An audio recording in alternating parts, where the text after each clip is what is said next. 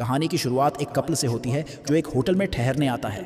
सब कुछ ठीक चल रहा होता है, लेकिन जैसे ही लड़की नहाने के लिए बाथरूम में जाती है तभी कुछ अजीब लोग वहां अचानक पहुंच जाते हैं। उन अजनबियों को देखकर लड़की डर के मारे सहम जाती है और यहीं पर सीन कट हो जाता है। वेलकम दोस्तों, आप हम बात करने वाले हैं एक ऐसी लड़की की कहानी जो अपनी जिम्मेदारियों के बोझ तले धीरे धीरे खुद की पहचान खोने लगती है।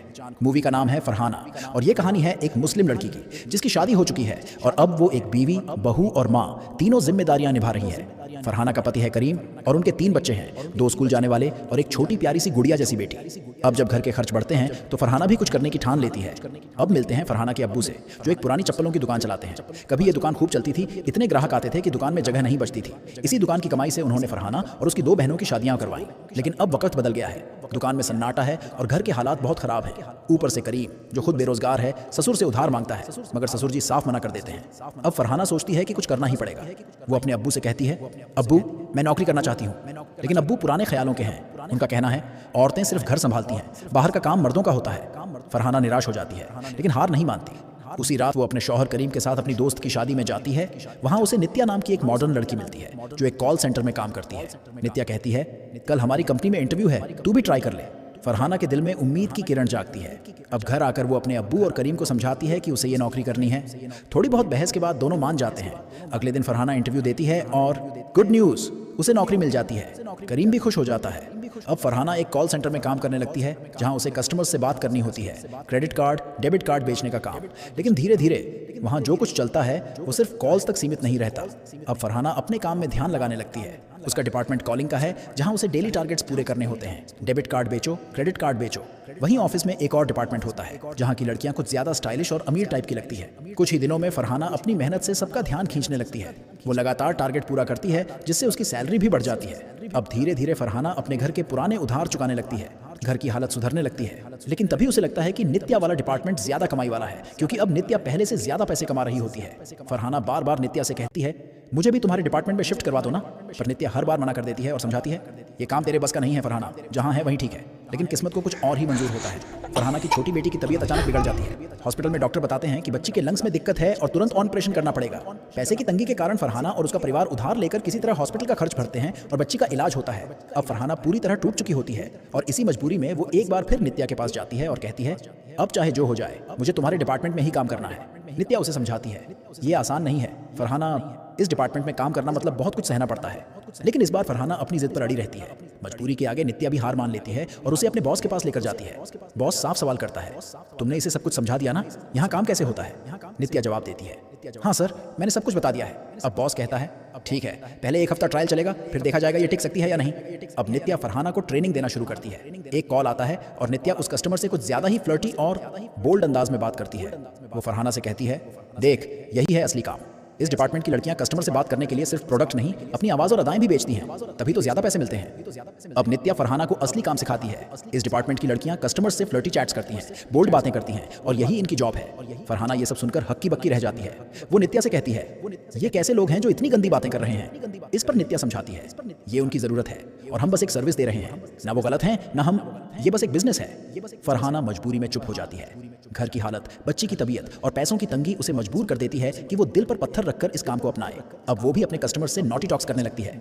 इसी दौरान उसकी बात होती है एक अलग ही किस्म के कस्टमर से जो उससे कभी गलत बातें नहीं करता, वो तो बस अपनी शायरी सुनाता है। उसकी बातें सुनकर फरहाना को अच्छा लगता है। यहाँ फरहाना अपना नाम ईशा बताती है क्योंकि कंपनी का रूल होता है कि असली नाम किसी को नहीं बताया जाएगा। धीरे धीरे वो उसी कस्टमर से बार बार बात करने लगती है। उधर वो आदमी भी सिर्फ ईशा से ही बात करना चाहता है। ऑफिस में एक सुपरवाइजर भी होता है जो सभी कॉल्स पर नजर रखता है। अब वो फरहाना की कॉल्स में खास दिलचस्पी लेने लगता है। कंपनी की पॉलिसी है, जितनी लंबी बात उतनी ज्यादा कमाई, इसलिए अब फरहाना की सैलरी भी बढ़ने लगती है। कुछ दिन बाद फरहाना उस कस्टमर से कहती है, मैं कल से इस जॉब पर नहीं आऊंगी, मैं किसी और काम में जाने वाली हूँ। लेकिन उस आदमी का जवाब दिल छू लेने वाला होता है, ईशा तुम्हारी बातों से ही मेरी तन्हाई कम होती है, प्लीज मत जाना। फरहाना का दिल पिघल जाता है और वो डिसाइड करती है कि वो यही जॉब कंटिन्यू करेगी। एक दिन फिर उसी आदमी का कॉल आता है। वो बिना सोचे कॉल उठा लेती है और बात करने लगती है। बातों ही बातों में उसके मुंह से असली नाम फरहाना निकल जाता है। ये सुनते ही वो आदमी पूछता है, ईशा क्या तुम मुस्लिम हो? फरहाना थोड़ी झिझक के बाद कहती है, हाँ। इस पर वो आदमी कहता है, मैं तुम्हें एक गिफ्ट देना चाहता हूँ। फरहाना यानी ईशा जवाब देती है, हम मुस्लिम लोग अपनी कमाई का हिस्सा गरीबों में बांटते हैं, आप किसी जरूरतमंद को दान दे दीजिए, वही मेरा गिफ्ट होगा। अगले दिन फरहाना जब सड़क पर एक भिखारी को दान देती है तो भिखारी के पास एक छोटा सा गिफ्ट पैकेट होता है जिस पर लिखा होता है ईशा के लिए। फरहाना हैरान होकर पूछती है, ये तुम्हें किसने दिया? भिखारी मुस्कुराता है और कहता है। भिखारी मुस्कुराकर जवाब देता है, किसी ने ये गिफ्ट यहाँ छोड़ दिया था और कहा था कि अगर कोई ईशा नाम की लड़की आए तो उसे दे देना। ये सुनते ही फरहाना की आंखें भर आती हैं। वह चुपचाप घर जाती है और कांपते हाथों से गिफ्ट खोलती है। गिफ्ट में एक छोटा सा म्यूजिक प्लेयर होता है। जैसे ही वो प्लेयर चालू करती है, उसमें से वही पोएम बजने लगती है जो उस आदमी ने कॉल पर सुनाई थी। अब फरहाना समझ जाती है कि यह गिफ्ट उसी आदमी ने उसके लिए भेजा है। अगले दिन से ही उस आदमी का कॉल नहीं आता। ऑफिस में बहुत सारे कॉल आते हैं, मगर फरहाना हर कॉल को काट देती है क्योंकि उसे सिर्फ उसी कस्टमर का इंतजार होता है। इसी दौरान वो सोफिया नाम की लड़की से मिलती है और उससे अपना पहला मोबाइल खरीदती है। एक दिन जब वह अखबार पढ़ रही होती है, उसकी नजर एक न्यूज पर जाती है। एक म्यूजिशियन ने डिप्रेशन की वजह से सुसाइड कर लिया। ये पढ़ते ही उसका दिल बैठने लगता है क्योंकि पिछले 4 दिनों से उसका कोई कॉल नहीं आया था। अब फरहाना घबराकर पॉलिसी के खिलाफ जाकर नित्या से रिक्वेस्ट करती है, हमें उसके घर चलकर चेक करना चाहिए। जैसे ही दोनों निकलने वाली होती हैं, उसी वक्त फरहाना के मोबाइल पर कॉल आता है। वही आदमी। फरहाना घबराई हुई आवाज में कहती है, आपने इतने दिन कॉल क्यों नहीं किया? मुझे कितनी टेंशन हो गई थी। वो आदमी शांति से जवाब देता है, मुझे पता है ईशा, तुम मेरे लिए परेशान थी, लेकिन मेरा फोन खराब हो गया था, अब ठीक हुआ है।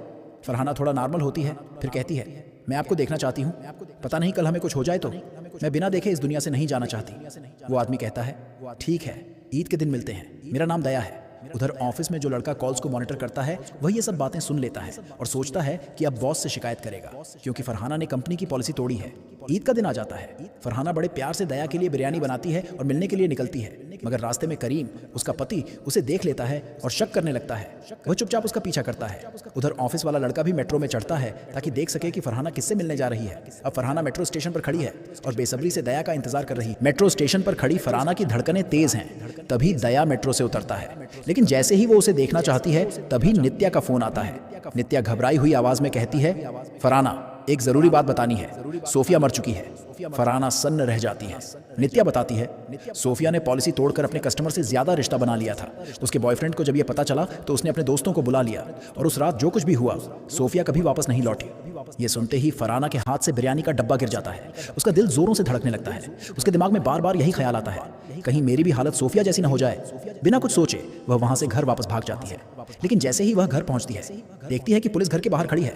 एक पुलिस वाला उससे पूछता है, क्या तुम सोफिया को जानती थी? वो घबराकर कहती है, हाँ, लेकिन क्या हुआ? तब पुलिस वाला एक पेपर दिखाता है और बोलता है, सोफिया ने तुम्हारा आधार कार्ड यूज करके एक नया सिम कार्ड खरीदा था, हमें तुमसे पूछताछ करनी होगी। ये सुनते ही फरहाना अंदर से हिल जाती है। वह रोती हुई तुरंत नित्या को कॉल करती है, मैं अब ये काम नहीं कर सकती। तभी उसका पति करीम उसे समझाता है, अगर तुम अचानक काम छोड़ दोगी तो लोग यही सोचेंगे कि तुमने गलती की है, लेकिन अगर तुम ऑफिस वापस जाओगी तो लोग समझेंगे कि तुम्हारी कोई गलती नहीं थी।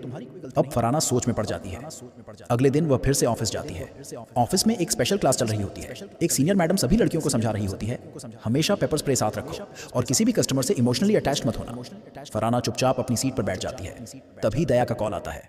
वो कहता है, ईशा, तुम मिलने क्यों नहीं आई? लेकिन अब फरहाना की आवाज़ बिल्कुल बदली हुई होती है। वो ठंडे लहजे में जवाब देती है जैसे कि वह उसे जानती ही नहीं। ये सुनकर दया चुप हो जाता है और फिर कॉल कट कर देता है। अब कई दिन बीत जाते हैं, दया का कोई कॉल नहीं आता। फरहाना अब किसी भी कस्टमर से बात नहीं करती। ये सब देखकर उसका बॉस बहुत गुस्से में आ जाता है और उसे डांटना शुरू कर देता है। फरहाना का बॉस गुस्से में कहता है, अगर ऐसे ही काम करोगी तो टारगेट कैसे अचीव होगा? वो चुपचाप फिर से काम में लग जाती है। लेकिन तभी दया का कॉल आता है। दया कहता है, मुझे तुम्हारा असली नाम और पता दोनों मिल गए हैं, अब मैं तुम्हें बदनाम करूंगा, बस देखती जाओ। फरहाना के पैरों तले जमीन खिसक जाती है। उसे समझ नहीं आता कि अब क्या करे। उसी रात उसके घर एक पार्सल आता है जिस पर लिखा होता है ईशा। करीम डिलीवरी बॉय से पूछता है, यहाँ ईशा नाम की कोई लड़की नहीं रहती? फरहाना ये सब सुनकर कांप जाती है। अब दया उसके घर तक पहुंच चुका था। डर के बावजूद अगले दिन फरहाना ऑफिस जाती है। फिर दया का कॉल आता है। इस बार वो गुस्से में कहती है, अगर दोबारा कॉल किया तो पुलिस में कंप्लेंट करूंगी। लेकिन दया हंसकर जवाब देता है, कर दो, मेरे पास तुम्हारी सारी कॉल रिकॉर्डिंग्स हैं। पुलिस, पति और मोहल्ला सब जान जाएंगे तुम कौन हो। फरहाना और डर जाती है। दया धमकी देता है, जब तक मुझसे मिलने नहीं आओगी मैं तुम्हें फॉलो करता रहूंगा।